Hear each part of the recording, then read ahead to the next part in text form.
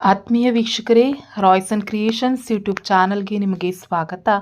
ಇಂದಿನ ಈ ವಿಡಿಯೋದಲ್ಲಿ 10ನೇ ತರಗತಿಯ ಸಮಾಜ ವಿಜ್ಞಾನ ವಿಷಯ ವಾರ್ಷಿಕ ಪರೀಕ್ಷೆ 2026ರ ಸ್ಕೋರಿಂಗ್ ಪ್ಯಾಕೇಜನ್ನು ನಾನು ನಿಮ್ಮ ಜೊತೆ ಶೇರ್ ಮಾಡ್ತಾ ಹೋಗ್ತಾ ಇದ್ದೀನಿ. ಮಕ್ಕಳ, ಯಾರೆಲ್ಲ ಮೊದಲ ಬಾರಿ ನಮ್ಮ ಚಾನಲ್ ನೋಡ್ತಾ ಇದ್ದೀರಾ ಸಬ್ಸ್ಕ್ರೈಬ್ ಮಾಡಿ ಹಾಗೂ ನಿಮ್ಮ ಫ್ರೆಂಡ್ಸಿಗೆ ಶೇರ್ ಮಾಡಿ. ಸೊ ಈಗ ಆಲ್ರೆಡಿ ಕ್ವಶನ್ ಪೇಪರ್ಸನ್ನು ನಿಮ್ಮ ಜೊತೆ ಶೇರ್ ಮಾಡಿದ್ದೀವಿ. ಜೊತೆಗೆ 40+ ಮಾರ್ಕ್ಸ್, ಅದೇ ರೀತಿ ಮೋಸ್ಟ್ ಇಂಪಾರ್ಟೆಂಟ್ ಕ್ವಶನ್ ಆನ್ಸರ್ಸ್ದು ವೀಡಿಯೋಸ್ ಎಲ್ಲ ಶೇರ್ ಮಾಡಿದ್ದೀವಿ ಮಕ್ಕಳ. ಸೊ ಆ ವೀಡಿಯೋಸ್ಗಳನ್ನು ಸಹ ನೋಡಿ ಪ್ರಾಕ್ಟೀಸ್ ಮಾಡ್ಕೊಳ್ಳಿ. ಜೊತೆಗೆ ಯಾರೆಲ್ಲ ನಾನು ಸ್ಕೋರ್ ಮಾಡಬೇಕು, ಸೊ 75+ 88 ಔಟ್ ಆಫ್ 80 ನಾನು ಸ್ಕೋರ್ ಮಾಡಬೇಕು ಅಂತ ಅಂದ್ಕೊಂಡಿದ್ದೀರಾ, ಸೊ ಅವರಿಗೆ ಇದೊಂದು ಬಹಳ ಯೂಸ್ಫುಲ್ ಆಗುವಂಥ ವಿಡಿಯೋ ಆಗಿರುತ್ತೆ ಮಕ್ಕಳ. ಕಂಪ್ಲೀಟ್ 1 ಅಂಕದ MCQ ಕ್ವಶನ್ಸಿಂದ ಹಿಡಿದು 1 word answer, 2 marks, 3 marks, 4 marks, map complete ಎಲ್ಲವನ್ನು ಈ ವಿಡಿಯೋದಲ್ಲಿ ನಿಮ್ಮ ಜೊತೆ ಶೇರ್ ಮಾಡ್ತಾ ಹೋಗ್ತಾ ಇದ್ದೀವಿ ಮಕ್ಕಳು. ಹಾಗಾಗಿ ವಿಡಿಯೋನ ಪೂರ್ತಿಯಾಗಿ ನೋಡಿ ಇದರ ಉಪಯೋಗವನ್ನು ಪಡೆದುಕೊಳ್ಳಿ ಅಂತ ಹೇಳ್ತಾ ವಿಡಿಯೋನ ಪ್ರಾರಂಭಿಸ್ತಾ ಇದ್ದೀವಿ. ಮೊದಲನೇದಾಗಿ ನಿಮಗೆ 2 ಅಂಕದ ಪ್ರಶ್ನೆಗಳನ್ನು ತಿಳಿಸ್ತಾ ಹೋಗ್ತೀನಿ ಮಕ್ಕಳು, ಯಾಕೆಂದರೆ 16 ಅಂಕಗಳು ನಿಮಗೆ ಬರ್ತದೆ. ಸೊ ಮೊದಲನೇದಾಗಿ, ಮೊದಲ ಆಂಗ್ಲೋ ಮರಾಠ ಯುದ್ಧಕ್ಕೆ ಕಾರಣಗಳು ಯಾವ್ಯಾವು? ಸೊ ಮೊಘಲ್ ಚಕ್ರವರ್ತಿ 2ನೇ ಶಾ ಆಲಮನು ಮರಾಠರನ್ನು ಮತ್ತೆ ದೆಹಲಿಯ ಸಿಂಹಾಸನದಲ್ಲಿ ಕೂರಿಸಿದ್ದು. ಆಗ ಚಕ್ರವರ್ತಿಯು ಮೊದಲು ಬ್ರಿಟಿಷರಿಗೆ ನೀಡಿದ್ದ ಕೋರಾ ಮತ್ತು ಅಲಹಾಬಾದ್ಗಳನ್ನು ಮರಾಠರಿಗೆ ನೀಡ್ತಾನೆ. ಸೊ ಅದಷ್ಟು ಆನ್ಸರನ್ನು ಬರೆದ್ರೆ ಸಾಕು. ನೆಕ್ಸ್ಟು, 3ನೇ ಆಂಗ್ಲೋ ಯುದ್ಧಕ್ಕೆ ಕಾರಣಗಳು ಯಾವ್ಯಾವು? ನೆಕ್ಸ್ಟ್, 3ನೇ ಆಂಗ್ಲೋ ಮರಾಠ ಯುದ್ಧಕ್ಕೆ ಪರಿಣಾಮಗಳೇನು? ಬ್ರಿಟಿಷರ ಅಧಿಕಾರ ವಿಸ್ತರಣೆಗೆ 10 ಮಕ್ಕಳ ಹಕ್ಕಿಲ್ಲ ಎಂಬ ನೀತಿಯು ಹೇಗೆ ಸಹಕಾರಿಯಾಗಿದೆ?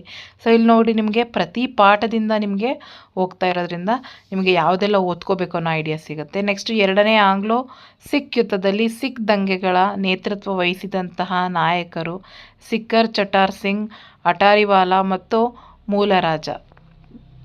ನೆಕ್ಸ್ಟ್, ಬ್ರಿಟಿಷರ ವಿಸ್ತರಣಾ ನೀತಿಗಳನ್ನು ವಿರೋಧಿಸಿ ಹೋರಾಡಿದ ದೇಶೀಯ ಸಂಸ್ಥಾನಗಳನ್ನು ತಿಳಿಸ್ಲಿಕ್ಕೆ ಕೇಳಿದರೆ ಆಂಗ್ಲೋ ಸಿಖ್ ಯುದ್ಧಗಳನ್ನು ವಿವರಿಸಿ. ನೆಕ್ಸ್ಟ್, ಸಹಾಯಕ ಸೈನ್ಯ ಪದ್ಧತಿಯ ನಿಬಂಧನೆಗಳು ಯಾವ್ಯಾವು, ಅಥವಾ ಸಹಾಯಕ ಸೈನ್ಯ ಪದ್ಧತಿಯು ದೇಶೀಯ ರಾಜರನ್ನು ಬಲಹೀನಗೊಳಿಸಿತು ಹೇಗೆ? ಸೊ ಇದನ್ನ 22, 23, 25 3 ವರ್ಷಗಳಲ್ಲಿ ಕೇಳಿದ್ದಾರೆ ಮಕ್ಕಳ. ಸೊ ಭಾರತೀಯ ರಾಜರು ಬ್ರಿಟಿಷ್ ಸೈನಿಕ ತುಕಡಿಗಳನ್ನು ಇರಿಸ್ಕೊಳ್ಬೇಕಿತ್ತು. ಸೇನೆಯ ವೇತನ ಮತ್ತು ನಿರ್ವಹಣಾ ವೆಚ್ಚವನ್ನು ಅವರೇ ಭರಿಸಬೇಕಾಗಿತ್ತು. ಬ್ರಿಟಿಷ್ ರೆಸಿಡೆಂಟರನ್ನು ನೇಮಿಸಿಕೊಳ್ಬೇಕಿತ್ತು. ಬ್ರಿಟಿಷರ ಅನುಮತಿ ಇಲ್ಲದೆ ಯುರೋಪಿಯರನ್ನು ನೇಮಿಸಿಕೊಳ್ಳುವಂತಿರಲಿಲ್ಲ. ಯಾವುದೇ ರಾಜ್ಯಗಳೊಂದಿಗೆ ಯುದ್ಧ ಅಥವಾ ಸಂಧಾನ ಮಾಡಿಕೊಳ್ಳಲು ಗವರ್ನರ್ ಜನರಲ್ ಸಮ್ಮತಿ ಬೇಕಾಗಿತ್ತು. ನೆಕ್ಸ್ಟ್, ಸಹಾಯಕ ಸೈನ್ಯ ಪದ್ಧತಿಗೆ ಒಳಪಟ್ಟಂತಹ ದೇಶೀಯ ಸಂಸ್ಥಾನಗಳು. ಸೊ ಯಾಕೆ ಇವೆಲ್ಲ ಕ್ವಶನ್ಸ್ ಹೇಳ್ತಿದ್ದಾರೆ ಅಂದರೆ, ಯಾರು ಅದನ್ನೇ ಹೇಳಿದ್ನಲ್ಲ 80 ಔಟ್ ಆಫ್ 80 ತಗೋಬೇಕು ಅಂದರೆ ಕಂಪ್ಲೀಟ್ ಇವೆಲ್ಲ ಕ್ವಶನ್ಸ್ ಓದ್ಕೋಬೇಕು. ಯಾವ ಕ್ವಶನ್ಸ್ ಕೇಳ್ತಾರೆ ಅಂತ ಹೇಳಿ ಗೊತ್ತಿರಲ್ಲ ಮಕ್ಕಳ. ನೆಕ್ಸ್ಟ್, ಭಾರತವು ಸ್ವತಂತ್ರ ಗಳಿಸಿದ ಸಮಯದಲ್ಲಿ ಎದುರಿಸಿದ ಸಮಸ್ಯೆಗಳು: ನಿರಾಶ್ರಿತರ ಸಮಸ್ಯೆ, ಸರ್ಕಾರದ ರಚನೆ, ಆಹಾರದ ಉತ್ಪಾದನೆ, ಕೃಷಿ ಬೆಳವಣಿಗೆ, ದೇಶೀಯ ಸಂಸ್ಥಾನದ ವಿಲೀನೀಕರಣ, ಕೋಮು ಗಲಭೆಗಳು. ನೆಕ್ಸ್ಟ್, ಪಾಂಡಿಚೇರಿಯನ್ನು ಫ್ರೆಂಚರಿಂದ ಹೇಗೆ ವಿಮುಕ್ತಗೊಳಿಸಲಾಗಿತ್ತು ಅಂತ ಕೇಳಿದ್ದಾರೆ. ಸೊ ಪಾಂಡಿಚೇರಿ, ಕಾರೈಕಲ್, ಮಾಹೆ, ಚಂದ್ರನಗರಗಳು ಫ್ರೆಂಚರ ವಸಾಹತುಗಳಾಗಿರ್ತವೆ. ಕಾಂಗ್ರೆಸ್ ಮತ್ತು ಕಮ್ಯುನಿಸ್ಟ್ ಇತರ ಸಂಘಟನೆಗಳ ಹೋರಾಟ ನಡೆಸ್ತಾರೆ. ಫ್ರೆಂಚರು ಇವುಗಳ ಮೇಲಿನ ಹಿಡಿತವನ್ನು ಮತ್ತಷ್ಟು ಹೆಚ್ಚಿಸ್ತಾರೆ. 1954ರಲ್ಲಿ ಭಾರತಕ್ಕೆ ಸೇರ್ಪಡೆಯಾಗ್ತದೆ. ನೆಕ್ಸ್ಟ್, ಹೈದರಾಬಾದ್ ಸಂಸ್ಥಾನವನ್ನು ಭಾರತದ ಒಕ್ಕೂಟಕ್ಕೆ ಹೇಗೆ ವಿಲೀನಗೊಳಿಸಲಾಯಿತು? ದೇಶೀಯ ಸಂಸ್ಥಾನಗಳಲ್ಲಿ ವಿಲೀನೀಕರಣದಲ್ಲಿ ಸರ್ದಾರ್ ವಲ್ಲಭಭಾಯ್ ಪಟೇಲರ ಪಾತ್ರವನ್ನು ಕೇಳಿದ್ದಾರೆ. ಜುನಾಗಢ್ ಸಂಸ್ಥಾನವನ್ನು ಭಾರತದ ಒಕ್ಕೂಟದಲ್ಲಿ ಹೇಗೆ ವಿಲೀನಗೊಳಿಸಲಾಯಿತು? Important question. ಗೋವಾ ಭಾರತ ಒಕ್ಕೂಟಕ್ಕೆ ಹೇಗೆ ಸೇರ್ಪಡೆಯಾಗಿತ್ತು? 3 ಬಾರಿ ಕೇಳಿದರೆ, ಈಸಿ ಆಗಿದೆ ಮಕ್ಕಳ. ನೆಕ್ಸ್ಟ್, ಭಾರತದ ಸ್ವತಂತ್ರ ನಂತರ ನಿರಾಶ್ರಿತ ಸಮಸ್ಯೆ ಹೇಗೆ ಉಂಟಾಯಿತು? ಅವರಿಗೆ ಯಾವ ಸೌಲಭ್ಯ ಒದಗಿಸಬೇಕಾಯಿತು? ನೆಕ್ಸ್ಟ್, ಭಾರತ ಸ್ವಾತಂತ್ರ್ಯ ಹೊಂದಿದರೂ ಸಹ ದೇಶೀಯ ಸಂಸ್ಥಾನಗಳ ವಿಲೀನೀಕರಣ ಸಮಸ್ಯೆ ಹೇಗೆ ಉಂಟಾಯಿತು? ಸ್ವತಂತ್ರ ನಂತರ ಭಾಷಾವಾರು ರಾಜ್ಯಗಳನ್ನು ಹೆಚ್ಚಿಸಬೇಕು ಎಂಬ ಕೂಗು ಹೇಗೆ ಉಂಟಾಯಿತು? ರಾಜ್ಯ ಪುನರ್ವಿಂಗಡಣಾ ಆಯೋಗವನ್ನು ಕುರಿತು ತಿಳಿಸಿ. ಭಾರತದ ಒಕ್ಕೂಟಕ್ಕೆ ಬೇರೆಲ್ಲ ಸಂಸ್ಥಾನಗಳ ವಿಲೀನಕ್ಕಿಂತ ಕಾಶ್ಮೀರದ ವಿಲೀನ ವಿಶಿಷ್ಟವಾಗಿದೆ ಏಕೆ? ಅದನ್ನು ಸಹ ನೋಡ್ಕೊಳ್ಳಿ. ನೆಕ್ಸ್ಟ್, ಸಾರ್ವಜನಿಕ ಆಡಳಿತದ ಪ್ರಾಮುಖ್ಯತೆಯನ್ನು ತಿಳಿಸಿ. ಸಾರ್ವಜನಿಕ ಆಡಳಿತದ ಸಾಮಾಜಿಕ ಭದ್ರತೆಯನ್ನು ಮಾಡೋದು. ಕರ್ನಾಟಕ ರಾಜ್ಯ ಲೋಕಸೇವಾ ಆಯೋಗದ ಕಾರ್ಯಕ್ರಮಗಳು ಯಾವ್ಯಾವು? ಸೊ ಇಲ್ಲಿ ನೋಡಿ ನಿಮಗೆ ಕಾಣಿಸ್ತಾ ಇದೆಯಲ್ಲ, ಇದಿಷ್ಟು ಸಹ ನಿಮಗೆ ಹೆಚ್ಚಾಗಿ 2 ಅಂಕಗಳಿಗೆ ಬರುವಂಥದ್ದು. ಪ್ರತ್ಯಕ್ಷ ನೇಮಕಾತಿ ಹಾಗೂ ಪರೋಕ್ಷ ನೇಮಕಾತಿಯ ವ್ಯತ್ಯಾಸಗಳೇನು ಅವುಗಳನ್ನು ನೋಡ್ಕೊಳ್ಳಿ. ವಿಶ್ವ ಆರೋಗ್ಯ ಕಾಪಾಡುವಲ್ಲಿ ವಿಶ್ವ ಆರೋಗ್ಯ ಸಂಸ್ಥೆಯ ಪಾತ್ರ ಮಹತ್ವದ್ದಾಗಿದೆ ಆ ಕ್ವಶನ್ಸು. ನೆಕ್ಸ್ಟು ಅಂತಾರಾಷ್ಟ್ರೀಯ ಆರ್ಥಿಕ ಮಟ್ಟ ವ್ಯವಸ್ಥೆಯನ್ನು ಸಮಸ್ಯೆ ಪರಿಹರಿಸುವಲ್ಲಿ IMFನ ಪಾತ್ರ ಪ್ರಮುಖವಾಗಿದೆ ಹೇಗೆ. ನೆಕ್ಸ್ಟ್ ಸಾರ್ಕ್ನ ಉದ್ದೇಶಗಳು ಏನೇನು. ಸೊ ಈ ಕ್ವಶನ್ಸ್ಗಳು ಇಂಪಾರ್ಟೆಂಟ್ ಕ್ವಶನ್ಸು. ನೆಕ್ಸ್ಟ್ ಸಾಮಾಜಿಕ ಸ್ತರ ವಿನ್ಯಾಸ ಕಾಲದಿಂದ ಕಾಲಕ್ಕೆ ಹಾಗೂ ದೇಶದಿಂದ ದೇಶಕ್ಕೆ ಹೇಗೆ ಭಿನ್ನವಾಗಿದೆ ಚರ್ಚಿಸಿ ಅಂತ ಹೇಳಿ ಕೇಳ್ತಾರೆ.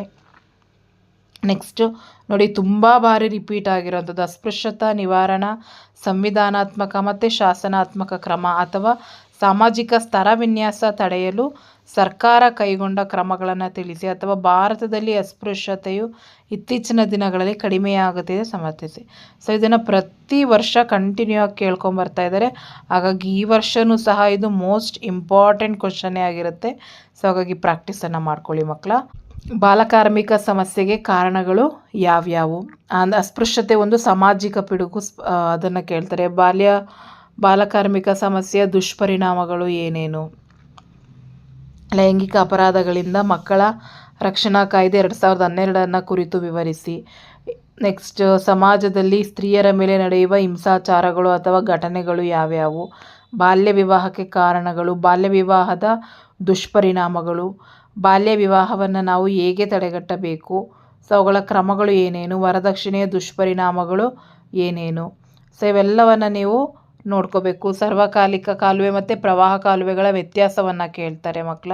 ಸೊ ಅದು ಸಹ ಇಂಪಾರ್ಟೆಂಟ್ ಆಗಿರ್ತದೆ, ನೋಡ್ಕೊಳ್ಳಿ. ಸೊ ಇದೆಷ್ಟು ನಿಮಗೆ 2 ಅಂಕದ ಪ್ರಶ್ನೆಗಳು ಹೆಚ್ಚಾಗಿ ಬರುವಂಥದ್ದು ಮಕ್ಕಳ. ಹಾಗಾಗಿ ಸುಗ್ಗಿ ಪೂರ್ವದ ತಂತ್ರಜ್ಞಾನ, ಸುಗ್ಗಿ ನಂತರದ ತಂತ್ರಜ್ಞಾನ, ಇದನ್ನು ನಿಮ್ಮ ಮಾಡೆಲ್ ಕ್ವಶನ್ ಪೇಪರ್ಸಲ್ಲಿ ಕೇಳಿದ್ದಾರೆ. ಪರೀಕ್ಷೆ 1ರಲ್ಲಿ ಲಾಸ್ಟ್ ಇಯರ್ ಕೇಳಿದ್ದಾರೆ. ಹಾಗಾಗಿ ತುಂಬ ಬಾರಿ ಕೇಳಿದ್ದಾರೆ, ನೋಡ್ಕೊಳ್ಳಿ ಮಕ್ಕಳ. ಹಸಿರು ಕ್ರಾಂತಿಗೆ ಪ್ರೇರಣೆಯಾದ ಅಂಶಗಳು ಅದರಲ್ಲಿ. ನೆಕ್ಸ್ಟು ಹಸಿರು ಕ್ರಾಂತಿಯ ಲಾಭ ಜನರಿಗೆ ತಲುಪುವಂತೆ ಮಾಡಲು ಸರ್ಕಾರ ಯಾವ ಕ್ರಮ ಕೈಗೊಂಡಿದೆ. ಬಳಕೆದಾರರ ಶೋಷಣೆಗೆ ಕಾರಣಗಳು ಯಾವ್ಯಾವು. ಸೊ ಅದಷ್ಟು ನೋಡಿ, ನಿಮಗೆ ಇಲ್ಲೇನು ಕಾಣಿಸಿದೆಯಲ್ಲ, ಇದಿಷ್ಟು 96 ಪ್ರಶ್ನೆಗಳು ನಿಮಗೆ 2 ಅಂಕದ ಪ್ರಶ್ನೆಗಳಲ್ಲಿ ಬರುವಂತಹ ಪ್ರಶ್ನೆಗಳು. ಇದಿಷ್ಟನ್ನು ಓದ್ಕೊಳ್ಳಿ, ಅದರೊಳಗಡೆ ನಿಮಗೆ ಕ್ವಶನ್ ಆನ್ಸರ್ಸ್ ಇರುತ್ತೆ. ನೆಕ್ಸ್ಟು 3 ಅಂಕದ ಪ್ರಶ್ನೆಗೆ ಬಂದರೆ ಇಲ್ಲಿ 27 ಅಂಕಗಳು ಸಿಗ್ತದೆ. ಭಾರತಕ್ಕೆ ಹೊಸ ಜಲಮಾರ್ಗ ಕಂಡುಹಿಡಿಯಲು ಕಾರಣವಾದ ಅಂಶಗಳನ್ನು ಚರ್ಚಿಸಿರಿ ಅಂತ ಕೇಳ್ತಾರೆ. ಬಕ್ಸಾರ್ ಕದನದ ಪರಿಣಾಮಗಳು, ಇದಂತೂ ತುಂಬ ಬಾರಿ ಕೇಳ್ತಾರೆ, ನೋಡ್ಕೊಳ್ಳಿ. ಮತ್ತು ಬಕ್ಸಾರ್ ಕದನವು ಬ್ರಿಟಿಷರಿಗೆ ಅನೇಕ ಸೌಲಭ್ಯಗಳನ್ನು ಪಡೆಯಲು ಸಹಾಯ ಮಾಡಿತು. ಪ್ಲಾಸ್ಟೀಕರಣದ ಕಾರಣ ಮತ್ತು ಪರಿಣಾಮ, ಸೊ ಈ ಕ್ವಶನ್ನು ಸಹ ನೋಡ್ಕೊಳ್ಳಿ. ಮಾರ್ತಾಂಡವರ್ಮನು ಡಚ್ಚರನ್ನು ಹೇಗೆ ನಿಯಂತ್ರಿಸ್ತಾನೆ, ಆ ಕ್ವಶನ್ನು ಸಹ ಇಂಪಾರ್ಟೆಂಟ್. ನೆಕ್ಸ್ಟ್ ಬ್ರಿಟಿಷ್ ಶಿಕ್ಷಣ ನೀತಿಯು ಭಾರತದ ಶೈಕ್ಷಣಿಕ ವ್ಯವಸ್ಥೆಯ ಮೇಲೆ ಮಹತ್ತರವಾದ ಪರಿಣಾಮವನ್ನು ಬೀರಿತು ಸಮರ್ಥಿಸಿ. ಅಥವಾ ಬ್ರಿಟಿಷ್ ಶಿಕ್ಷಣದಿಂದ ಉಂಟಾದಂತಹ ಪರಿಣಾಮಗಳು ಯಾವ್ಯಾವು, ಅಥವಾ ಬ್ರಿಟಿಷ್ ಶಿಕ್ಷಣವು ಭಾರತದಲ್ಲಿ ಹೊಸ ತಲೆಮಾರನ್ನೇ ಸೃಷ್ಟಿಸಿತು. ಇದೆಲ್ಲ ರೀತಿ ಪ್ರಶ್ನೆ ಕೇಳ್ತಾರೆ ಮಕ್ಕಳ. ಸೊ ಮೋಸ್ಟ್ ಇಂಪಾರ್ಟೆಂಟ್ ಆಗಿರುತ್ತೆ, ನೋಡ್ಕೊಳ್ಳಿ. ರೈತವಾರಿ ಪದ್ಧತಿಯ ಲಕ್ಷಣಗಳು ಏನು. ಬ್ರಿಟಿಷರ ಕಂದಾಯ ನೀತಿಯ ಭಾರತೀಯರನ್ನು ಸಂಪೂರ್ಣವಾಗಿ ಶೋಷಿಸಿತು. 1919ರ ಮಾಂಟೆಗೋ ಚೇಮ್ಸ್ಬರ್ಡ್ ಸುಧಾರಣಾ ಕಾಯ್ದೆಯ ಪ್ರಮುಖ ಅಂಶಗಳು ಯಾವ್ಯಾವು. 1858ರ ಭಾರತ ಸರ್ಕಾರದ ಕಾಯ್ದೆಯ ಪ್ರಮುಖ ಅಂಶಗಳು ಯಾವ್ಯಾವು. 19ನೇ ಶತಮಾನವನ್ನು ಪುನರುಜ್ಜೀವನ ಕಾಲ ಅಂತ ಹೇಳಿ ಕರೆಯಲಾಗ್ತದೆ. ಆನಿ ಬೆಸೆಂಟರ ಸುಧಾರಣಾ ಕ್ರಮಗಳು ಯಾವ್ಯಾವು. ಶ್ರೀನಾರಾಯಣ ಗುರು ಅವರ ಧರ್ಮ ಪರಿಪಾಲನಾ ಯೋಗಂ ಸಂಘಟನೆಯ ಸುಧಾರಣೆಗಳನ್ನು ತಿಳಿಸಿ. ಸೊ ಈ ಬಾರಿ ನಿಮ್ಮ ಕ್ವಶನ್ಸಲ್ಲಿ ಕೇಳಿದ್ದಾರೆ ಮಕ್ಕಳ, ಮಾಡೆಲ್ ಕ್ವಶನ್ ಪೇಪರಲ್ಲಿ ಪ್ಲಸ್ ಪ್ರಿಪ್ರೇಟ್ರಿಯಲ್ಲಿ. ಹಾಗಾಗಿ ಒಂದು ಬಾರಿ ಇದನ್ನು ನೋಡ್ಕೊಳ್ಳಿ. ಪೆರಿಯಾರ್ ಚಳುವಳಿಯ ಮುಖ್ಯಾಂಶಗಳು ಯಾವ್ಯಾವು. 1857ರ ಭಾರತದ ಪ್ರಥಮ ಸ್ವಾತಂತ್ರ್ಯ ಸಂಗ್ರಾಮಕ್ಕೆ ರಾಜಕೀಯ ಕಾರಣ, ಆರ್ಥಿಕ ಕಾರಣಗಳನ್ನು ನೋಡ್ಕೊಳ್ಳಿ. ಅದೇ ರೀತಿ ಆಡಳಿತಾತ್ಮಕ ಕಾರಣಗಳನ್ನು ನೋಡ್ಕೊಳ್ಳಿ, ಸೈನಿಕ ಕಾರಣಗಳನ್ನು ನೋಡ್ಕೊಳ್ಳಿ, ಮತ್ತು ಆ ದಂಗೆಗೆ ತತ್ಕ್ಷಣದ ಕಾರಣಗಳೇನು. ಸೊ ಮೋಸ್ಟ್ ಇಂಪಾರ್ಟೆಂಟ್, ಆ ದಂಗೆಯ ವಿಫಲತೆಗೆ ಕಾರಣಗಳೇನು. ಸೊ ಇದನ್ನು ತುಂಬ ಬಾರಿ ಕೇಳ್ತಾರೆ. 1857ರ ದಂಗೆಯ ವಿಫಲತೆಗೆ ಕಾರಣಗಳೇನು, ಅಥವಾ ದಂಗೆಯ ಪರಿಣಾಮಗಳು ಯಾವ್ಯಾವು. ಸೊ ಈ ಒಂದು ಕಾನ್ಸೆಪ್ಟ್ ಮೇಲೆ 1857ರ ದಂಗೆ ಮೇಲೆ ವಿಫಲತೆಗೆ ಕಾರಣ ಕೇಳ್ಬೋದು, ಪರಿಣಾಮ ಕೇಳ್ಬೋದು, ತತ್ಕ್ಷಣದ ಕಾರಣ, ಸೈನಿಕ ಕಾರಣ, ಆಡಳಿತಾತ್ಮಕ. ಹಾಗಾಗಿ ಪ್ರತಿಯೊಂದನ್ನು ಸಹ ನೀವು ಕಾನ್ಸಂಟ್ರೇಟ್ ಮಾಡಲೇಬೇಕಾಗ್ತದೆ ಮಕ್ಕಳ. ನೆಕ್ಸ್ಟ್ ಕೂಲಿ ಸಹಿತ ದುಡಿಮೆ, ಕೂಲಿ ರಹಿತ ದುಡಿಮೆ, ನಿರುದ್ಯೋಗ ಎಂದರೇನು, ಸೊ ನಿರುದ್ಯೋಗದ ನಿವಾರಣೆಗೆ ಸರ್ಕಾರ ಕೈಗೊಂಡಿರುವ ಕ್ರಮಗಳು ಯಾವ್ಯಾವು, ಸಂಘಟಿತ ವಲಯದ ದುಡಿಮೆಯ ಲಕ್ಷಣಗಳನ್ನು ವಿವರಿಸಿ, ಸಂಘಟಿತ ಕೆಲಸಗಾರರು ಮತ್ತು ಅಸಂಘಟಿತ ಕೆಲಸಗಾರರ ವ್ಯತ್ಯಾಸವನ್ನು ತುಂಬ ಬಾರಿ ಕೇಳ್ತಾರೆ ಮಕ್ಕಳ, ಹಾಗಾಗಿ ನೋಡ್ಕೊಳ್ಳಿ. ಸೊ ಇವೆಲ್ಲ ನಿಮಗೆ ಕ್ವಶನ್ ಆನ್ಸರ್ಸು ಕೇಳಿರುವಂಥದ್ದೇನೆ ಮಕ್ಕಳ, ಹಾಗಾಗಿ ಬಹಳನೇ ಯೂಸ್ಫುಲ್ ಆಗ್ತದೆ ನಿಮ್ಮ ಎಕ್ಸಾಮ್ಗೆ. ನಾನು ಜಸ್ಟ್ ಕ್ವಶನ್ಸ್ ಹೇಳೋದ್ರಿಂದ ನಿಮಗೇನು ಇದಾಗಲ್ಲ. ಸೊ ಇದರ PDF ಕೊಟ್ಟಿರ್ತೀನಿ ಮಕ್ಕಳ, ಹೋಗಿ ಡೌನ್ಲೋಡ್ ಮಾಡಿಕೊಂಡು ಪ್ರಾಕ್ಟೀಸ್ ಮಾಡ್ಕೊಳ್ಳಿ, ಬಹಳ ಯೂಸ್ಫುಲ್ ಆಗ್ತದೆ ಮಕ್ಕಳ. ಕೇವಲ ಇವತ್ತೊಂದೇ ದಿನ ಇರೋವಂಥದ್ದು, ನಾಳೆ ಬೆಳಗ್ಗೆ ನೀವು ಎಕ್ಸಾಮ್ ಬರೀಲಿಕ್ಕೆ ಹೋಗ್ತಾ ಇದ್ದೀರಾ. ಹಾಗಾಗಿ ಈ ಒಂದು ವಿಡಿಯೋ ಬಹಳ ಯೂಸ್ಫುಲ್ ಆಗ್ತದೆ ಮಕ್ಕಳ. ಡೌನ್ಲೋಡ್ ಮಾಡ್ಕೊಳ್ಳೋದನ್ನ ಮರಿಬೇಡಿ, ಡೌನ್ಲೋಡ್ ಮಾಡ್ಕೊಳ್ಳಿ, ನೀವು ಸಹ ಪ್ರಾಕ್ಟೀಸ್ ಮಾಡ್ಕೊಳ್ಳಿ, ನಿಮ್ಮ ಫ್ರೆಂಡ್ಸಿಗೂ ಸಹ ಈ ವಿಡಿಯೋನ ಶೇರ್ ಮಾಡಿ ಅಂತ ಹೇಳ್ತಾ ಈ ವಿಡಿಯೋನ ಎಂಡ್ ಮಾಡ್ತಾ ಇದ್ದೀನಿ.